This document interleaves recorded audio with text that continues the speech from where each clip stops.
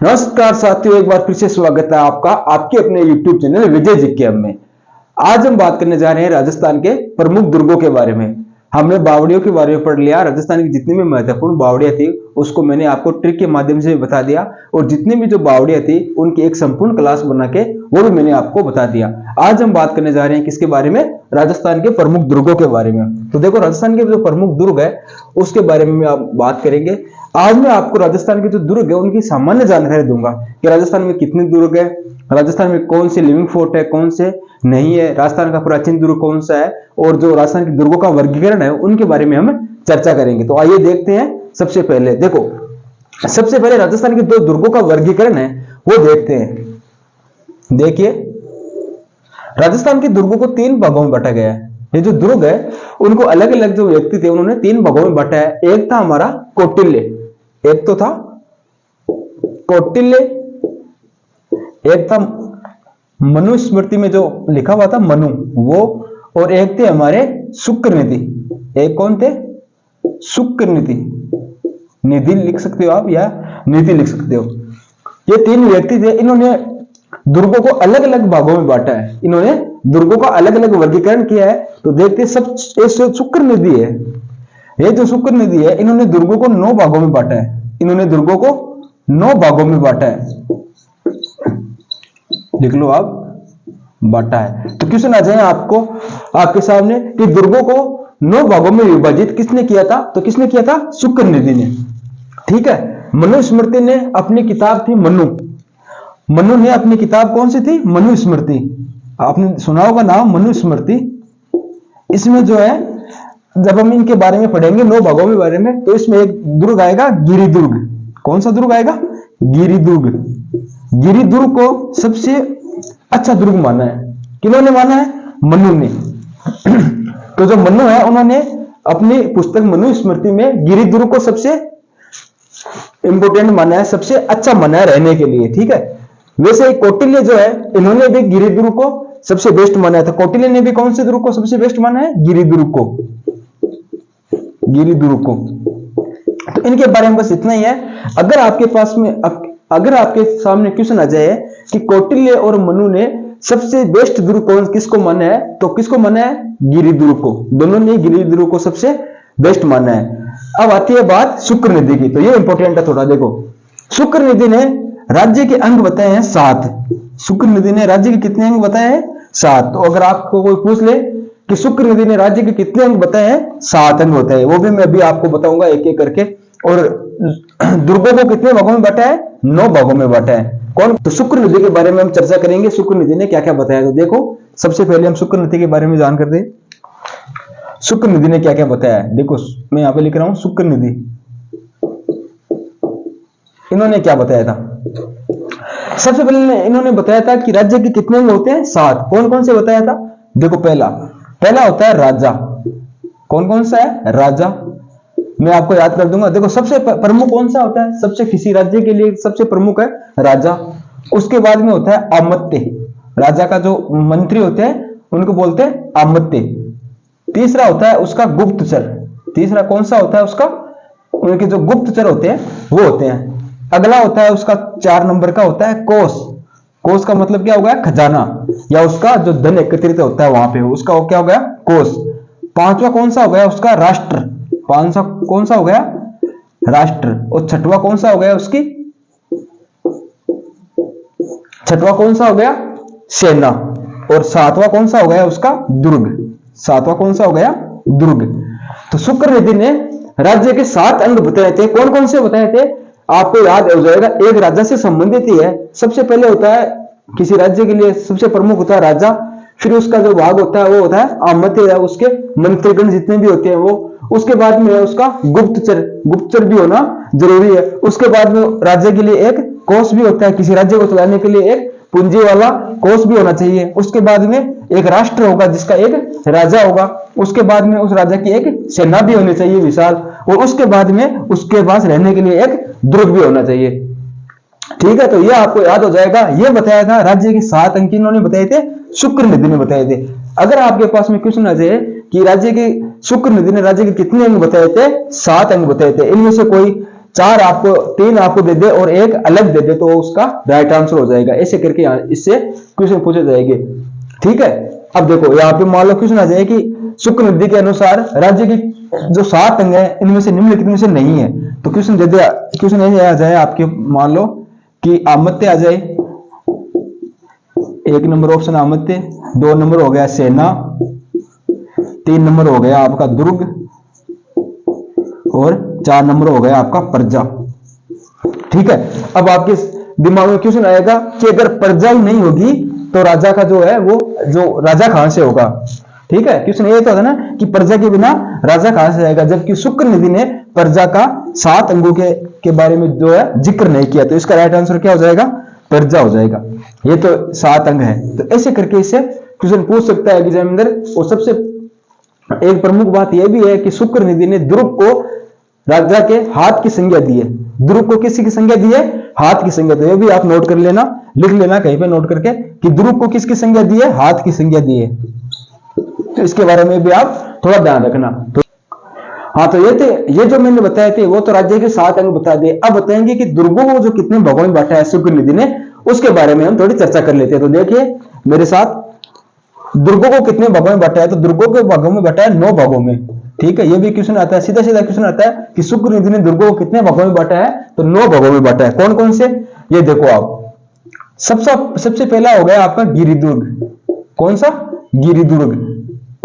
गिरि का मतलब हो गया पर्वत, पर्वत या आप पहाड़ी लिख सकते हो, कि जो पहाड़ी पे जो दुर्ग बसे हुए हैं, जो पहाड़ी पे दुर्ग बसे हुए हैं उनको बोलते हैं गिरिदुर्ग। अगला देखो, अगला है एरण।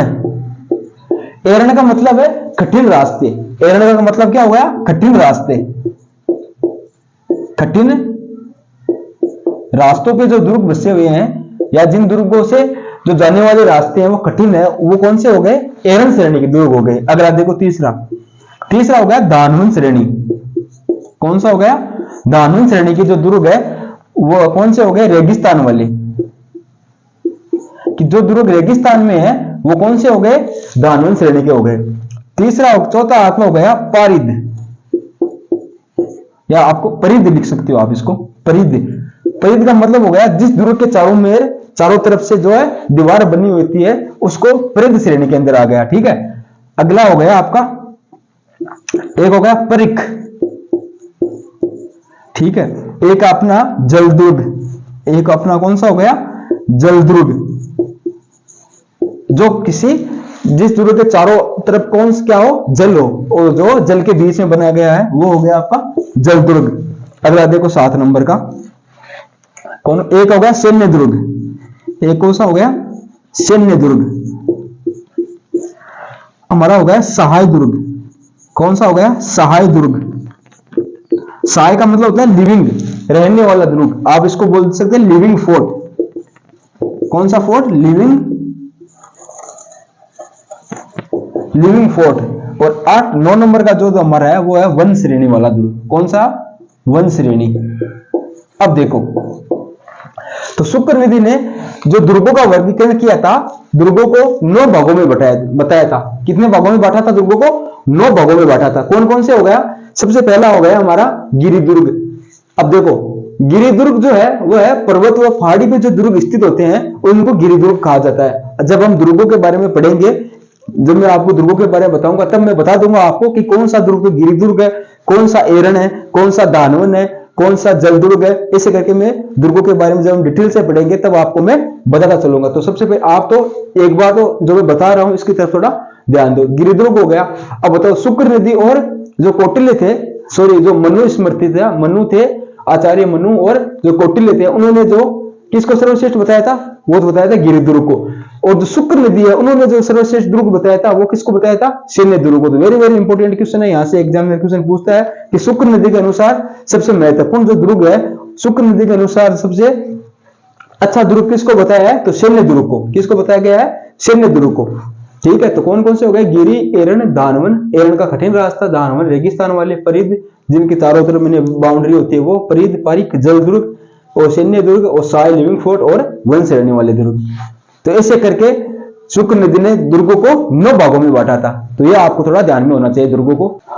हाँ तो देखो, हमने जो पढ़ लिया कि शुक्रनिधि ने और आचार्य मनु ने और कौटिल्य ने जो वर्गीकरण किया था उसके बारे में हमने पढ़ लिया। देखो साथियों, कोई भी अगर आप चीज पढ़ते हो, कोई भी सब्जेक्ट हो, चाहे किसी भी टॉपिक के बारे में अगर आप पढ़ना स्टार्ट करते हो, तो सबसे पहले उसकी जो बेसिक जानकारी है वो आपको पता होना जरूरी है। कई बार एग्जामिनर स्टार्टिंग से क्वेश्चन पूछ लेता है और अगर वो आपको नहीं पता है तो वहां पे आपका क्वेश्चन क्या हो जाता है, गलत हो जाता है। तो ऐसे करके मैंने आपको वो तो बता दिया। अब देखो हम पढ़ेंगे कि जो लिविंग फोर्ट है राजस्थान में वो कौन कौन से हैं। राजस्थान में जो सहाय दुर्ग है वो कौन कौन से। आज हम जो है दुर्गों के बारे में जो ऊपरी चर्चा करेंगे, जो दुर्गों की जो बेसिक स्ट्रक्चर है उसके बारे में मैं आपको बताऊंगा। कल की जो क्लास में हम राजस्थान की दुर्गों का एक एक करके हम निपटारा कर लेंगे। तो देखो सबसे पहले हो गया हमारा जो सहाय दुर्ग है, लिविंग फोर्ट है, वो कौन कौन से राजस्थान के अंदर। यहां से क्वेश्चन पूछता है एग्जामिनर, राजस्थान के सहाय दुर्ग आप लिख लेना। यहां से देखो राजस्थान में जो सहाय दुर्ग है, राजस्थान का सबसे बड़ा जो सहाय दुर्ग है वो है चित्तौड़गढ़। कौन सा हो गया, चित्तौड़गढ़। इसको लिविंग फोर्ट भी बोलते हैं। कौन सा, लिविंग फोर्ट। फोर्ट का मतलब हो गया किला। तो ये एक तो हो गया चित्तौड़ आपका, चित्तौड़गढ़, और दूसरा आपका हो गया सोनारगढ़। दूसरा कौन सा हो गया, सोनारगढ़। चित्तौड़गढ़ तो आपको पता है चित्तौड़ में है, सोनारगढ़ कहां पे हो गया आपका, जैसलमेर में। इनके बारे में हम आगे डिटेल से पढ़ लेंगे, ठीक है। अब देखो ये तो हो गया सहाय दुर्ग, सबसे बड़ा सहाय दुर्ग तो हो गया चित्तौड़गढ़। एक आपके सामने क्वेश्चन ये आएगा कि राजस्थान का ऐसा कौन सा दुर्ग है जिसके अंदर खेती की जाती थी। तो कौन सा दुर्ग हो गया, चित्तौड़गढ़ का किला, ठीक है।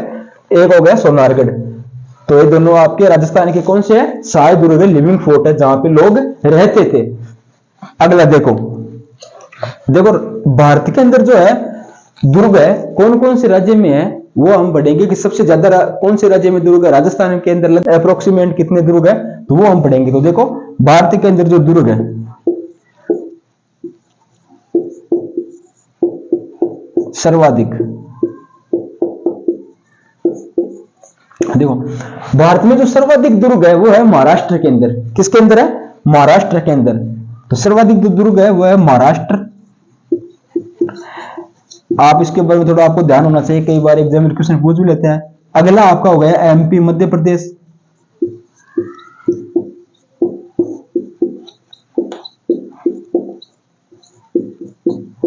ठीक है। और तीसरा नंबर का अपना हो गया राजस्थान।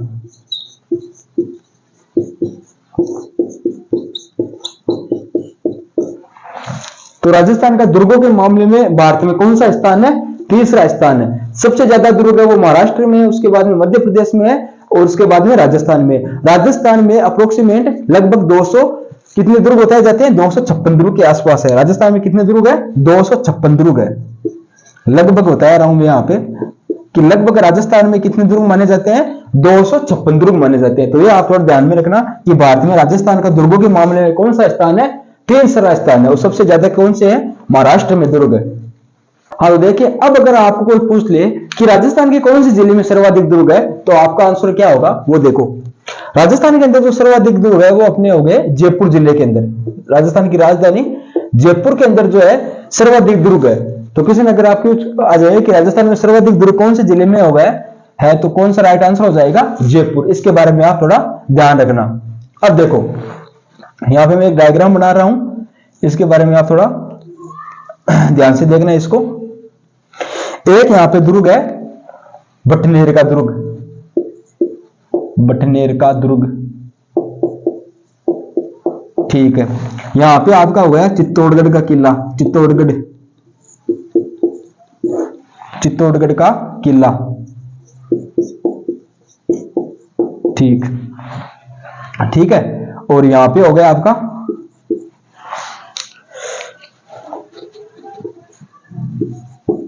सोनारगढ़, और यहां पे आपका हो गया लोहागढ़।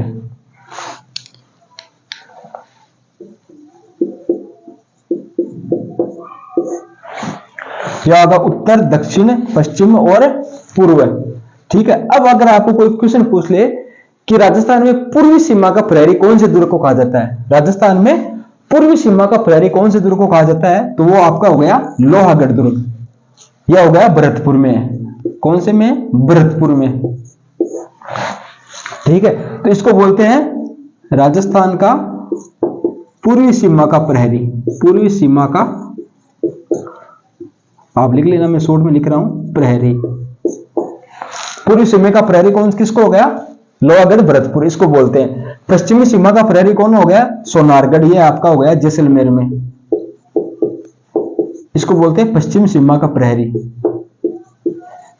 सीमा का प्रहरी,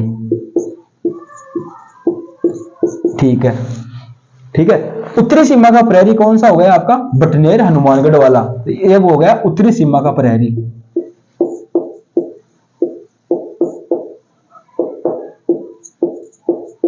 क्या हो गया? उत्तरी सीमा का प्रहरी। और ये है दक्षिणी सीमा का प्रहरी, चित्तौड़गढ़ वाला है, ये आपका हो गया दक्षिणी सीमा का प्रहरी। ये आप लिख लो, दक्षिणी सीमा का प्रहरी।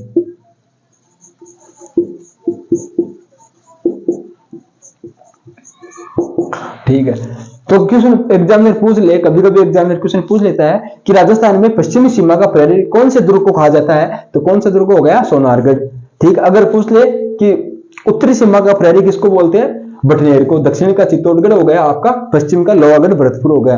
तो इसके बारे में भी आपको ध्यान में होना चाहिए। और राजस्थान का जो मध्यवर्ती जो दुर्ग है, राजस्थान का जो बीच में जो दुर्ग है, वो कौन सा हो गया? जो दुर्ग है वो हो गया तारागढ़ अजमेर वाला। तारागढ़ अजमेर, ठीक है। तो मध्यवर्ती जो दुर्ग है वो कौन सा हो गया? तारागढ़ अजमेर। और वो जो सीमा वाले दुर्ग है वो मैंने आपको बता दिए हैं, तो उसके बारे में आपको थोड़ा ध्यान होना चाहिए। तो मुख्य मुख्य बातें हैं दुर्गों के बारे में, जो बेसिक स्ट्रक्चर है दुर्गों की, वो भी मैं आपको बता रहा हूं। तो देखो अगला जो हमारा है कि राजस्थान के अंदर जो सबसे प्राचीन दुर्ग है वो कौन सा है? राजस्थान के अंदर सबसे प्राचीन दुर्ग कौन सा है? तो लिखो, आप लिख सकते हो यहाँ पे, सबसे प्राचीन दुर्ग। सबसे प्राचीन दुर्ग, तो सबसे प्राचीन दुर्ग आपका हो गया बटनेर हनुमानगढ़। बटनेर हनुमानगढ़। और मैं बता दूं आपको कि ये जो किला है ये मिट्टी से बना हुआ है। अगर आपको कोई क्वेश्चन पूछ ले कि राजस्थान का ऐसा किला कौन सा है जो मिट्टी से बना हुआ है, तो वो आपका हो गया, एक तो आपका हो गया बटनेर हनुमानगढ़ वाला, और एक आपका हो गया लोहागढ़ भरतपुर वाला। लोहागढ़ भरतपुर वाला, ये दोनों जो किले हैं ये दोनों ही मिट्टी से बने हुए हैं। ये दोनों किले ये किससे बने हुए हैं? मिट्टी से बने हुए हैं। तो इससे भी एग्जामिनर कभी कभी क्वेश्चन पूछता है, मिट्टी से निर्मित है।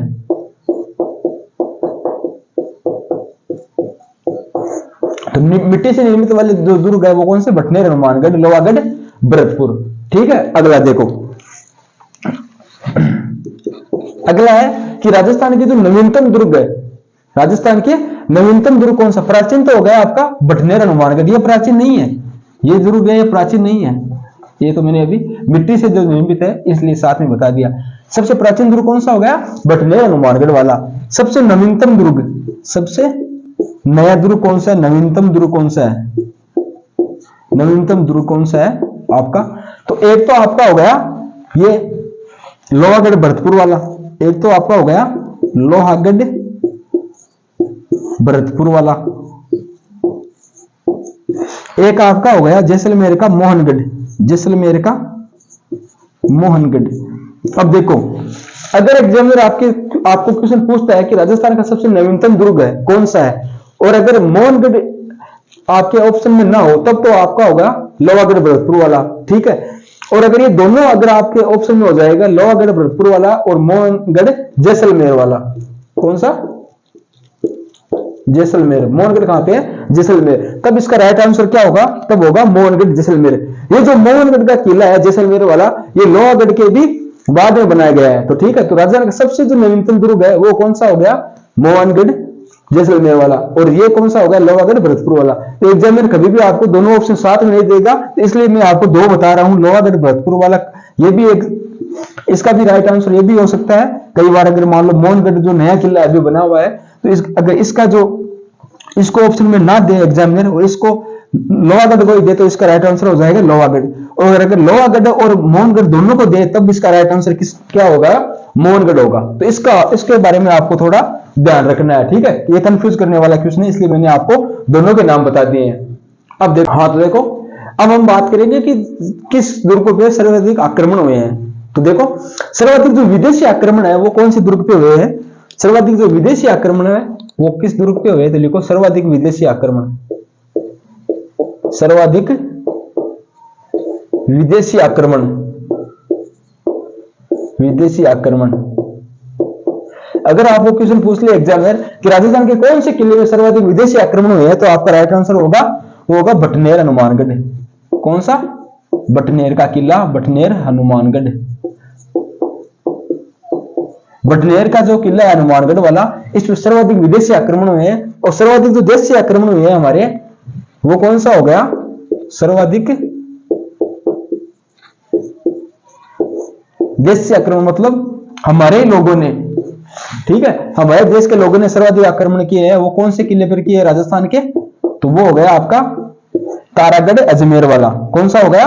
तारागढ़ अजमेर, तारागढ़ अजमेर पे। इस दुर्ग में सबसे ज्यादा विदेशी आक्रमण, सॉरी देशी आक्रमण क्यों है? क्योंकि राजस्थान का जो मध्यवर्ती दुर्ग है, राजस्थान का जो सेंटर के अंदर जो दुर्ग है, वो कौन सा हो गया आपका? तारागढ़ अजमेर। इसके लिए इस दुर्ग, इसके कारण इस दुर्ग पे सर्वाधिक देशी आक्रमण हुए। और सर्वाधिक विदेशी आक्रमण क्यों हुए इस पे? क्योंकि ये जो है उत्तरी सीमा का प्रहरी है। सबसे पहले यहां से स्टार्ट होते ही जो सबसे पहले जो दुर्ग आता है वो कौन सा आता है आपका? बटनेर का दुर्ग आता है। इसलिए सबसे ज्यादा जो विदेशी आक्रमण है वो इस दुर्ग पे हुए थे। तो ये भी आपको थोड़ा ध्यान में होना चाहिए। तो अब देखो, अब हम पढ़ेंगे कि राजस्थान के कौन कौन से दुर्गों को यूनेस्को ने विश्व विरासत सूची में शामिल किया है। तो देखिए, देखो जून 2013 के अंदर, एक सन है जून 2013 के अंदर यूनेस्को ने राजस्थान के 6 दुर्गों को विश्व विरासत सूची में शामिल किया था। कितने दुर्गों को विश्व विरासत सूची? तो अगर आपको कोई क्वेश्चन पूछ ले कि राजस्थान के कितने दुर्गों को विश्व विरासत सूची में शामिल किया गया है या यूनेस्को ने विश्व विरासत सूची में शामिल किया गया था, तो राजस्थान के कितने दुर्ग थे? 6 दुर्ग थे। अब देखो वो 6 दुर्ग कौन कौन से हैं, उसकी ट्रिक मैं आपको बताता हूं, याद करने के लिए आसान हो जाएगा आपको। हमारी ट्रिक क्या है? गाजर, थोड़ा मैं यहां पे दूर दूर लिख देता हूं ताकि आसानी रहे लिखने में। गाजर, चिक्कू और आम, ये हमारी ट्रिक है। क्या हो गया? गाजर, चिक्कू, आम। कौन कौन से हो गए? गा से होगा आपका गागरोन का किला, गागरोन। जैसे आपको हो गया जैसलमेर वाला, सोनारगढ़, जैसलमेर। रसे आपका हो गया रणथंबोर, रसे क्या हो गया? रणथंबोर। चिसे आपका हो गया चित्तौड़गढ़। और कुछ हो गया कुंभलगढ़। क्या हो गया? कुंभलगढ़।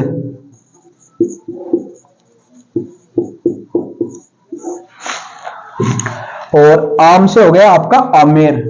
क्या हो गया? आमेर का किला।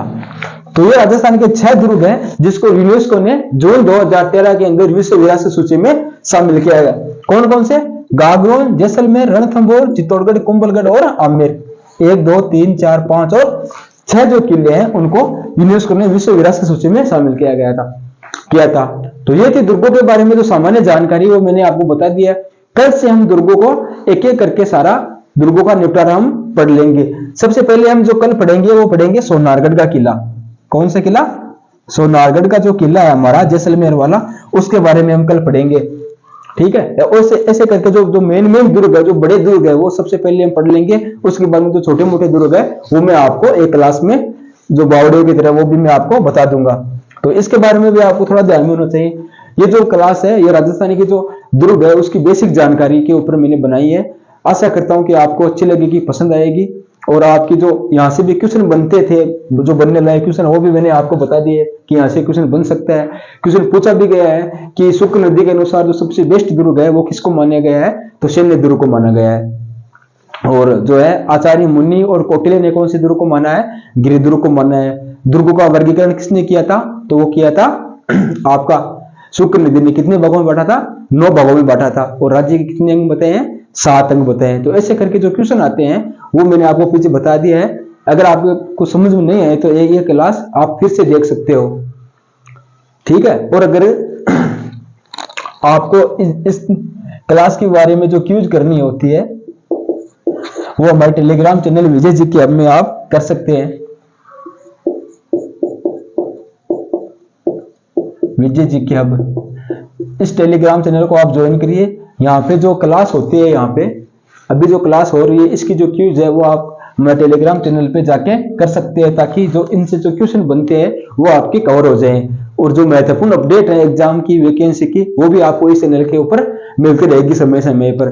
ठीक है। और ये जो बीएसटीसी की जो तैयारी कर रहे हैं उन विद्यार्थियों के लिए बहुत ही महत्वपूर्ण ये क्लास रहने वाली है, क्योंकि एग्जामिनर बीएसटीसी के लिए, आपको पता है कि बीएसटीसी में 50 क्वेश्चन आते हैं जीके के, 150 नंबर का जीके आता है बीएसटीसी के अंदर। राजस्थान का बहुत ही महत्वपूर्ण जो है स्थान रखता है राजस्थान का जीके बीएसटीसी के लिए। इसलिए एग्जामिनर जो है हर टॉपिक से क्वेश्चन उठाता है, एग्जाम में हर टॉपिक से 1 से 2 क्वेश्चन उठाता है। इसलिए यहाँ से क्वेश्चन बीएसटीसी वालों के लिए इंपॉर्टेंट क्लास रहने वाली है, यहाँ से क्वेश्चन आएगा ही आएगा, तो ये आप थोड़ा ध्यान में रखना। ठीक है साथियों, जय हिंद, जय भारत, धन्यवाद।